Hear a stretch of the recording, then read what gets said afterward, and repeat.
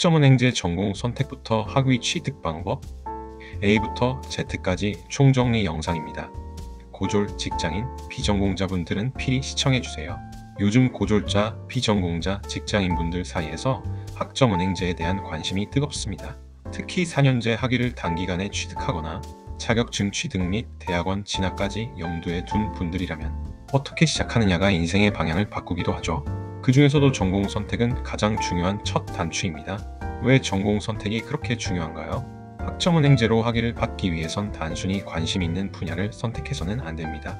예를 들어 사회복지사 자격증을 취득을 원한다면 반드시 사회복지학 전공을, 정사서 자격증을 목표로 한다면 문헌정보학 전공을 선택해야 하죠. 많은 사람들이 상담을 받을 때 이미 수십 학점을 쌓아놓고 자격증 응시가 안 된대요 라고 말합니다. 이럴 경우 전공을 바꾸느라 시간도 비용도 열정도 모두 낭비됩니다. 그럼 어떤 전공을 선택해야 할까요?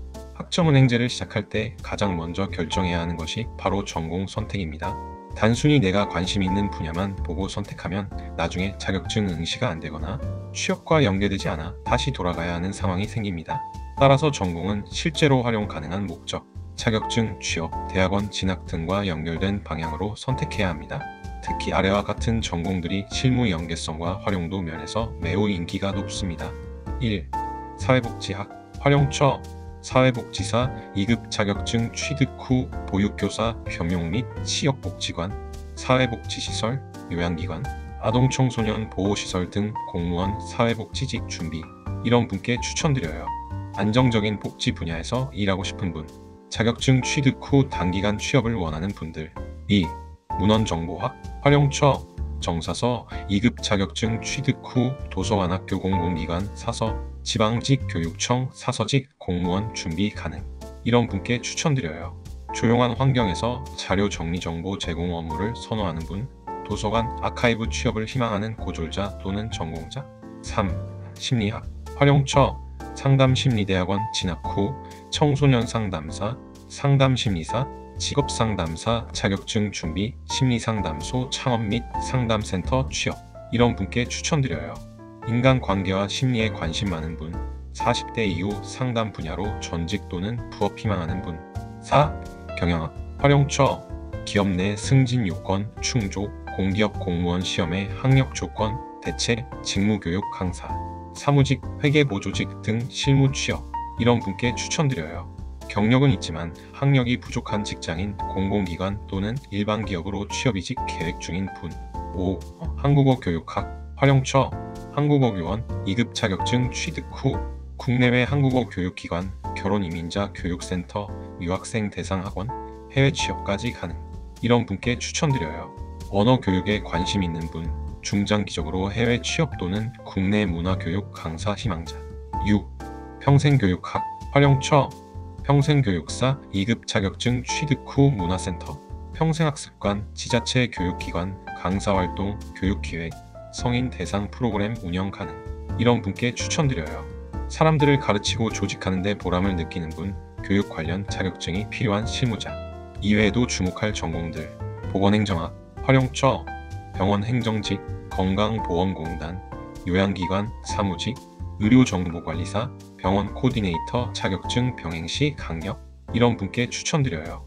의료기관 내 비임상직을 선호하는 분, 간호조무사에서 행정직으로 전환하려는 분, 아동학, 유아교육학, 활용처, 보육교사 2급 자격증 취득 후 어린이집 교사, 육아종합지원센터 등 취업, 이런 분께 추천드려요.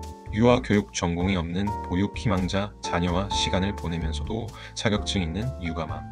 교육학, 활용처, 교육대학원 진학 후 전문상담교사, 진로진학상담교사, 중등교원, 임용고시 응시조건 충족, 이런 분께 추천드려요.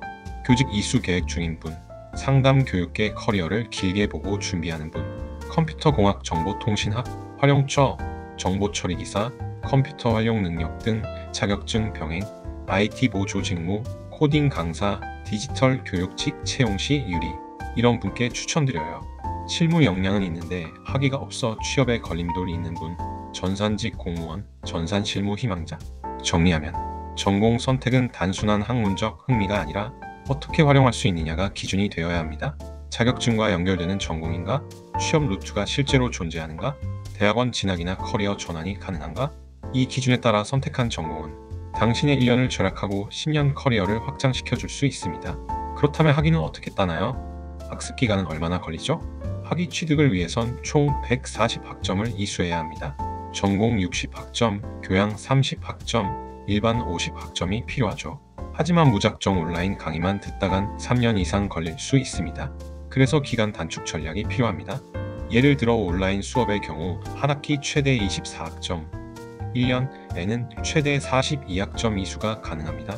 자격증 학점 인정의 경우 국가 자격증 두세 개만으로도 30에서 최대 50학점 인정 가능하죠. 독학사 시험의 경우 기초교양 1단계부터 전공심화사 단계까지 있으며 각 단계별 최대 30학점까지 취득 가능합니다.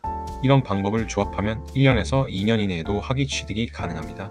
그럼 학위 따고 나면 뭐가 가능한가요? 많은 분들이 학위만 따면 끝이라고 생각하지만 그 이유가 더 중요합니다. 사회복지학 전공 취득 후 사회복지사 및 보육교사 자격증, 국가 자격증 취득 그리고 복지시설, 센터 취업 루트, 문헌정보학 전공 학위 취득 후 정사서 자격증 취득 그리고 도서관 정규직 취업 루트, 심리학 전공 학위 취득 후 상담대학원 진학 및 상담센터 창업, 상담교사 활동 루트, 경영학 전공 학위 취득 후 기업 내부 승진 및 공무원, 공기업 NCS 지원 루트, 한국어 교육학 전공 학위 취득 후 국내외 한국어 강사 활동 가능. 학점은행제로 딴 학위는 교육부 장관 명의의 정규학위입니다. 대학원 진학, 공무원 시험, 기업 입사에 모두 사용할 수 있죠. 실제로 이렇게 성공한 사람이 있을까요? 물론입니다. 몇 가지 실례를 들어볼게요. 30대 직장인 A씨는 경영학 전공을 선택해 1년 6개월 만에 학위 취득 이후 공기업에 합격했습니다. 유감한 B씨는 사회복지학 전공으로 자격증 2개 취득 후 지역복지센터에 복직했습니다.